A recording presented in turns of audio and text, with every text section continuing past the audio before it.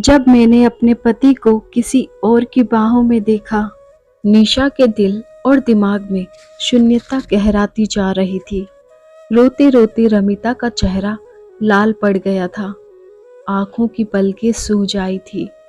अपनी औलाद की आंखों में इतने सारे दुख की परछाइयां देखकर कौन माँ विचलित नहीं हो जाएगी। इसलिए निशा का तड़प उठना भी स्वाभाविक ही था।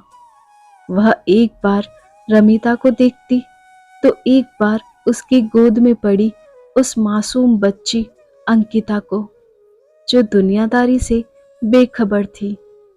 2 वर्षों पहले ही कितनी धूमधाम से निशा ने रमिता और तुषार का ब्याह किया था। दोनों एक दूसरे को पसंद करते थे, एक दूसरे से प्रेम करते थे।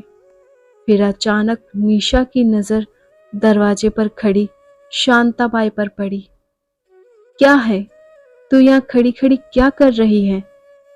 घूरते हुए निशा ने शांताबाई से कहा, तुझसे दूध मांगा था ना मैंने बच्ची के लिए, और मेरे नहाने के लिए पानी गर्म कर दिया तूने। दूध ही तो लाई हूं बहू जी, और पानी भी गर्म कर दिया है। ठीक है, अब जा यहाँ से। शांताबाई से दूध की बोतल छीनकर निशा बोली, अब खड़े खड़े मुंह क्या देख रही हैं? जाकर अपना काम कर। निशा अकारण ही झुंझला पड़ी उस पर। बहू जी, फूल तोड़ दूं? और क्या, रोज नहीं तोड़ती क्या? निशा अच्छी तरह जानती थी कि शांता क्यों किसी न किसी बहाने यही चक्कर काटते रहना चाहती है। सुबह जब रमिता आई तो प्रकाश वहीं बाहर बरामदे में बैठे चाय पी रहे थे। कोई नई बात नहीं थी। वैसे भी रमिता हर 3-4 दिन में मां की अदालत में तुषार के खिलाफ कोई न कोई मुकदमा लेकर हाजिर रहती, और फैसला भी उसी के पक्ष में होता। कभी यह कि तुषार आजकल लगातार ऑफिस से घर देर से आता है, तो कभी यह कि तुषार फिल्म दिखाने का वादा कर के समय पर नहीं आया, तो कभी यह कि तुषार मेरा जन्मदिन भूल गया। इन बातों को उसकी मां निशा ने भले ही महत्व दिया हो, पर पिता प्रकाश हर बात हंसी में उड़ा देते। अक्सर यही होता कि शाम को तुषार आता, सारे गिले शिकवे छू मंतर, और दोनों हंसते मुस्कुराते वापस अपने घर चले जाते। पर आज बात कुछ और ही थी। प्रकाश की आंखें अखबार पर मंडरा रही थी, पर कान कमरे में चल रहे माँ बेटी के संवाद पर ही लगे रहे। बस माँ, अब और नहीं। अब यह न कहना कि झगड़ा तुमने ही शुरू किया होगा, या तुम्हें तो समझौता करना ही नहीं आता। मैं अब उस घर में कभी कदम नहीं रखूंगी। मैं तो कभी सोच भी नहीं सकती कि तुषार के दिल में मेरे सिवा किसी और का भी ख्याल रहता है। बताओ माँ, मेरे प्यार में ऐसी कौन सी कमी थी जो तुषार ने अपनी आंखों से उस लड़की की बाहों में बाहें डाले तुषार को बाजार में घूमते और फिर सिनेमा घर में जाते देखा है? सिसकती हुई रमिता बोली, माँ, मैं तुषार से बहुत प्यार करती हूँ। मैं उसके बिना जी नहीं सकती। बेटी की बातें सुनकर निशा खामोश रह गई। प्रकाश बेचैनी से उसके उत्तर का इंतजार कर रहे थे। क्या निशा के पास रमिता के प्रश्न का कोई जवाब है? कैसे बाप हो तुम? बेटी रो रो कर बेहाल हुई जा रही है, और तुम्हारे पास उसके लिए सहानुभूति के बोल भी नहीं है। प्रकाश ने देखा, निशा की भी आंखें नम थी और गला भरा हुआ था। बैठो। प्रकाश ने उसका हाथ पकड़कर अपने करीब बैठा लिया और बोले, कुछ देर के लिए उसे अकेला छोड़ दो। अभी वह बहुत परेशान है। वक्त हर समस्या का समाधान ढूंढ लेता है। इतना कहकर प्रकाश की नजरें फिर अखबार के शब्द जाल में खो गई। प्रकाश की इन्हीं दार्शनिक बातों से निशा विचलित हो उठती है। निशा ने प्रकाश की चश्मा चढ़ी गंभीर आंखों को घूरा और मन ही मन सोचने लगी कि कहाँ से लाते हैं ये इतना धैर्य। ऐसे क्या देख रही हो? बिना देखे ही न जाने कैसे आभास हो गया उन्हें निशा के घूरने का। कुछ नहीं, ठहर कर बोली वह। जो दर्द मुझे इस कदर तड़पा रहा है उससे आप इतने अनजान कैसे हो? सब कुछ परिस्थितियों के हवाले करके इतना निश्चिंत कैसे रहा जा सकता है? निशा, कभी कभी जीवन में कुछ ऐसा घटता है जिस पर इंसान का वश नहीं रहता, कुछ नहीं कर सकता वह। प्रकाश निशा के मन का तनाव कम करना चाहते थे। तो आपका मतलब यह है कि हम यूं ही हाथ पर हाथ धरे बैठे रहें? निशा बड़बड़ाती हुई कमरे की ओर बढ़ चली। तुम पुरुष भी कैसे होते हो? गंभीर से गंभीर समस्या से भी मुंह मोड़कर बैठ जाते हो।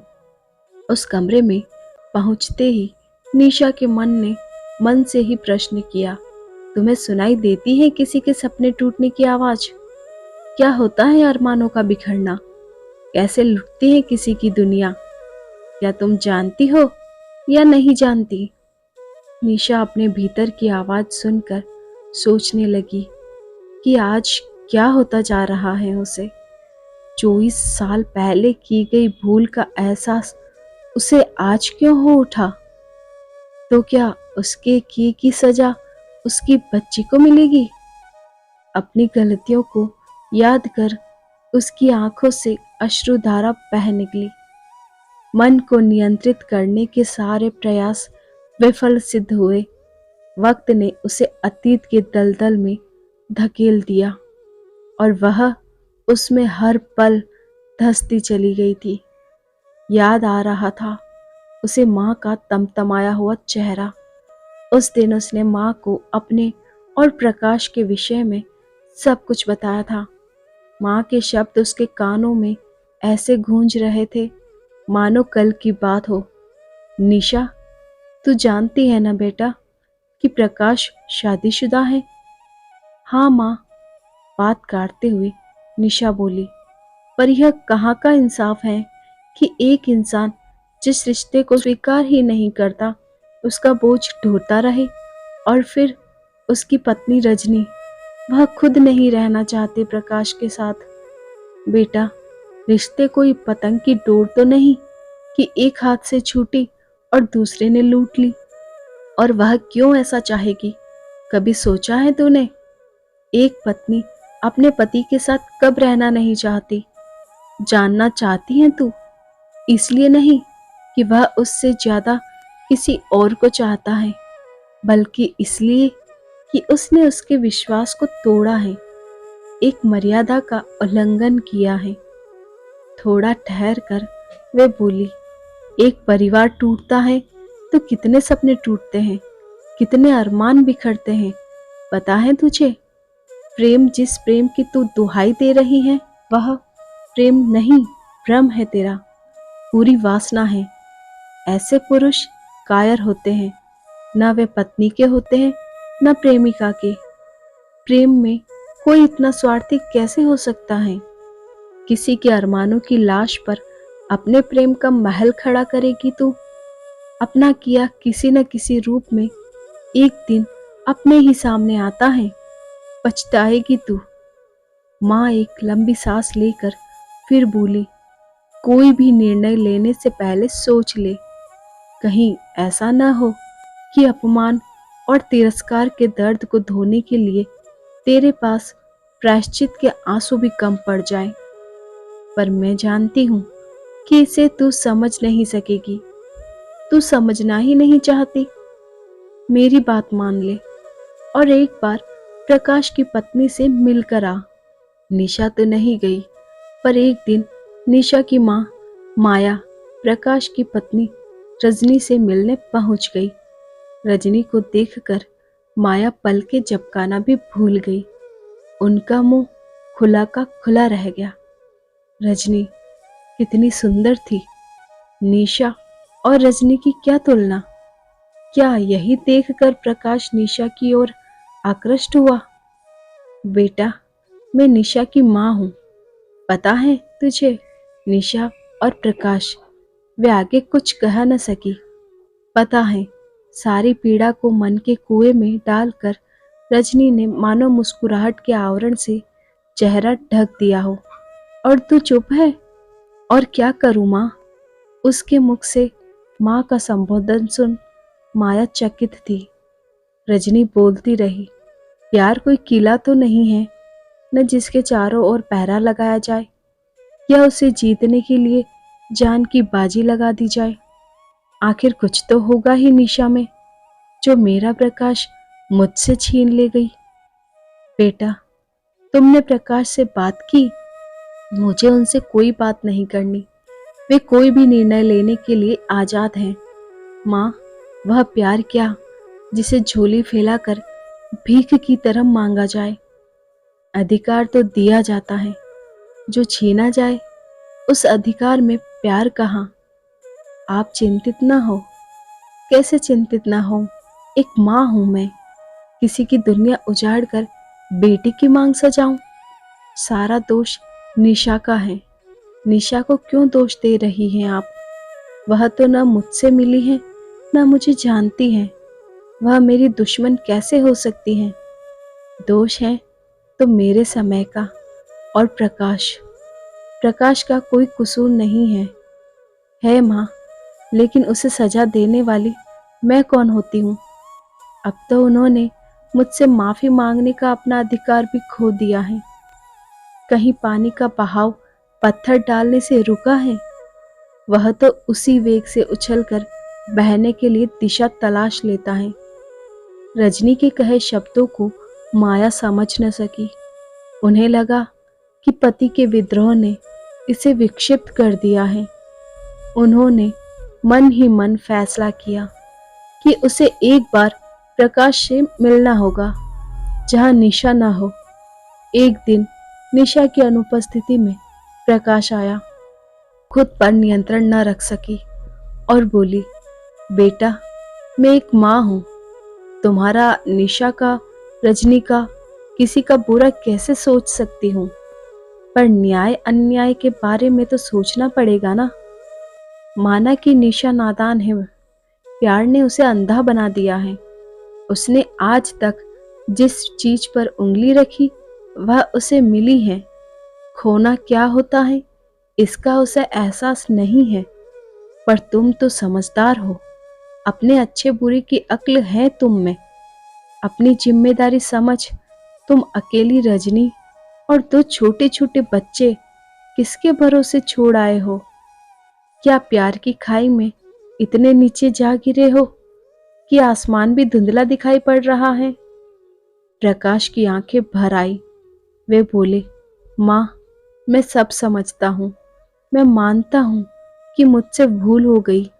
मैंने रजनी की कीमत पर निशा की कामना नहीं की थी। मैं तो निशा और रजनी दोनों से माफी मांगने को तैयार हूँ। निशा तो शायद माफ भी कर दे, पर रजनी, वह तो इस विषय में क्या, किसी भी विषय में मुझसे बात करने को तैयार नहीं। पत्थर बन गई है वह। मेरी क्षमा याचना का उस पर कोई असर नहीं होता। अगर मैं उसके कदमों पर गिर भी पड़ूं, तो भी वह मुझे माफ नहीं करेगी। बेहद स्वाभिमानी औरत है वह। लाचारी प्रकाश के शब्दों में समाती गई। वे फिर बोले, वक्त ने आज मुझे जिंदगी के उस चौराहे पर लाकर खड़ा कर दिया है जहां की हर डगर निशा तक जाती है, सिर्फ निशा तक। अब तो न मुझे रजनी से बिछुड़ने का गम है न निशा से मिलने की खुशी। वक्त गुजरता गया। रजनी से तलाक मिल गया और प्रकाश का ब्याह निशा से हो गया। उसके बाद रजनी बच्चों को लेकर पता नहीं कहाँ चली गई। किसी को कुछ पता नहीं। न वह अपने मायके गई न ससुराल। उसके बगैर जीना इतना मुश्किल होगा, प्रकाश ने सोचा न था। प्रकाश चाहकर भी पूरी तरह खुद को रजनी से जुदा न कर सके। कई बार निशा झुंझला कर कहती, अगर उस रिश्ते का मातम मनाना था तो मुझसे ब्याह करने की क्या आवश्यकता थी? कोशिश तो करो, समय के साथ सब कुछ भुला सकोगे। क्या भुला सकूंगा निशाओं? मैं यह कि 8 साल पहले अपना सब कुछ छोड़कर एक भोली भाली लड़की मेरे कदमों के पीछे पीछे चली आई थी। यह कि मैंने अग्नि के सामने जीवन भर साथ निभाने की कस्में खाई थी। कैसे भूल जाऊं उसकी सिंदूर से भरी मांग? कैसे भूल जाऊं उसके हाथों की लाल चूड़ियां? किसी का सुख चैन लूट कर, किसी की खुशियों पर डाका डालकर तुम्हारा दामन खुशियों से भरा है मैंने। मैं इतना निर्मोही कैसे हो गया? कैसे भूल जाऊं कि जो घरौंदा मैंने और रजनी ने मिलकर बनाया था, उसे मैंने अपने ही हाथों नोच कर फेंक दिया। और क्या कसूर था उन दो मासूम बच्चों का? क्या अधिकार था मुझे उनसे खुशियां छीनने का? क्या कभी मैं इन तमाम बातों से अपने को मुक्त कर पाऊंगा? प्रकाश, क्या होता जा रहा है तुम्हें? संभालो खुद को, सत्य से सामना करने का साहस जुटाओ। बीता कल अतीत की अमानत होता है, उसके सहारे आज को नहीं जिया जा सकता। एक बुरा सपना समझकर सब कुछ भूलने का प्रयास करो। काश कि यह सब एक सपना होता निशा। अफसोस तो यह है कि यह सब एक हकीकत है, मेरे जीवन का एक हिस्सा है। प्रकाश के दर्द को जानकर निशा खामोश थी। उसने इस घटना को अपने जीवन की सबसे बड़ी भूल के रूप में स्वीकार कर लिया था। वह समझती थी कि इंसान खुद को परिस्थितियों के अनुरूप नहीं ढाल पाता, तो परिस्थितियां ही उसे अपने अनुरूप ढाल लेती हैं। पर ऐसा कुछ नहीं हुआ। रमिता का आगमन भी प्रकाश को सामान्य न कर सका। उसकी बाल सुलभ क्रियाएं भी उन्हें लुभा न सकी। शायद कुछ पाने से ज्यादा कुछ खोने का गम था उन्हें। प्रकाश के दिल की तड़प अब निशा के दिल को भी तड़पा जाती। तभी तो उसने एक दिन कहा, अगर रमिता, मैं तुम्हें दीपक और ज्योति नजर आते हैं तो हम रजनी को ढूंढेंगे, उसे समझा बुझा कर बच्चों को अपने पास ले आएंगे। नहीं निशा, अब मुझ में साहस नहीं है रजनी के सामने जाकर खड़े होने का। और फिर रजनी रूपी बेल जिस वृक्ष से लिपटी है, वह दीपक और ज्योति ही तो है। मैं उसकी जड़ों को झकझोरना नहीं चाहता। मैं रजनी के जीवन की बची खुची रोशनी भी उससे छीनना नहीं चाहता। निशा का पूरा ध्यान रमिता की परवरिश की ओर लग गया। वक्त गुजरता गया। प्रकाश पहले से ज्यादा गुमसुम रहने लगे। हाँ, रमिता के प्रति अपनी जिम्मेदारी को निभाना उन्हें बखूबी आ गया था। वे नहीं चाहते थे कि प्रायश्चित की जो आग उनके दिल में सुलग रही है, उसकी आंच भी रमिता तक पहुंचे। जिंदगी के 17-18 साल यूं ही बीत गए। रजनी नाम का जख्म समय के साथ भर तो गया, पर निशान अब भी बाकी था। 2 वर्षों पहले रजनी का एक खत प्रकाश के नाम आया। निशा ने उसे उलट पलट कर देखा, पर फिर प्रकाश को थमा दिया। पत्र सामने खुला पड़ा था। नजरें पत्र की लिखावट पर फिसलती चली गई। प्रकाश, तुम्हारे दोनों बच्चे अब बड़े हो गए हैं। ज्योति डॉक्टर बन गई है और अपनी पसंद के लड़के से शादी कर रही है। तुम्हारा बेटा दीपक अब मुझे लेकर विदेश में बसना चाहता है। मैं जानती हूँ तुम्हारे हृदय के भीतर छिपा इनका पिता इनसे मिलने को तड़प रहा होगा। अब मैं तुमसे नाराज भी नहीं हूँ। सच मानो, मैंने तो तुम्हें कब का माफ कर दिया है। रजनी। नीचे पता लिखा हुआ था और साथ में ज्योति की शादी का कार्ड भी था। प्रकाश ने कार्ड सहित पत्र निशा की ओर बढ़ा दिया। नहीं निशा, मैं नहीं कर सकता रजनी का सामना। उसका दिल बहुत बड़ा है। वह कह सकती है कि उसने मुझे माफ कर दिया, लेकिन मैं कैसे माफ कर दूं अपने आप को? मेरी सजा यही है कि मैं उम्र भर तड़पता रहूं, और यही होगा मेरे पापों का प्रायश्चित भी। तब से लेकर आज तक प्रायश्चित ही तो करती आ रही हूं मैं और आप भी। अब और कितना। सिसक उठी निशा। भूली बिसरी घटनाओं की यादें आ आकर दिमाग के दरवाजे को खटखटाती रही। मन अतीत की गलियों में पता नहीं कब तक भटकता रहा कि अचानक शांताबाई की आवाज सुनाई पड़ी। बहू जी, आज और कितनी देर तक इस कमरे में रहेंगी आप? नाश्ता तैयार है। निशा हड़बड़ा गई। स्वयं को व्यवस्थित करते हुए बोली, साहब कहाँ हैं? उनके पास तो कोई बैठा है, उसी से बातें कर रहे हैं। कौन है? क्या पता, आवाज तो दामाद जी जैसी है। शांताबाई ने लापरवाही से कहा। और तू अब बता रही है मुझे? निशा उठ खड़ी हुई। मैं तो आपको यह बताने आई थी कि आपको रमिता दीदी बुला रही हैं। अच्छा अच्छा, ठीक है, तू जा, अपना काम कर। माँ को देखते ही रमिता बिफर पड़ी। माँ, वह क्या करने यहाँ आया है? कह दो उससे चला जाए यहाँ से। मैं उसकी सूरत भी नहीं देखना चाहती। हाँ बेटा, ठीक है, तुम्हारे पापा उससे बात कर रहे हैं ना? जो उचित होगा वही करेंगे। कोई भी निर्णय बिना कुछ सोचे समझे मत लो। रमिता ने नजर उठाकर देखा, सामने पापा खड़े थे और उनके पीछे सिर झुकाए खड़ा था तुषार। गलती हर इंसान से होती है बेटी, पर अपनी गलती को स्वीकार कर लेने का साहस बहुत कम लोगों में होता है। अपने किए पर तुषार खुद शर्मिंदा है। वह मानता है कि वह भटक गया था। उसे अफसोस है कि उसने तुम्हारा दिल दुखाया है। जन्मों के रिश्तों को पलों में मत टूट जाने दो। रमिता, मान लो बेटा कि तूफान तुम्हारे दिलों के द्वार पर दस्तक देकर वापस लौट गया है। उठो रमिता, और माफ कर दो तुषार को। आज वह तुम्हें मनाने आया है। अगर आज वह चला गया तो शायद लौटकर कभी ना आए। मैं नहीं चाहता कि तुम दोनों रूठने और मनाने की सीमा पार कर जाओ।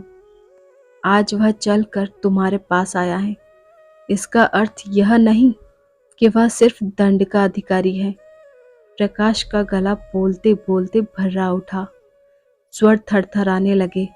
उसे माफ कर दो रमिता, नहीं तो पछतावे की आग से तुम भी नहीं बच सकोगी।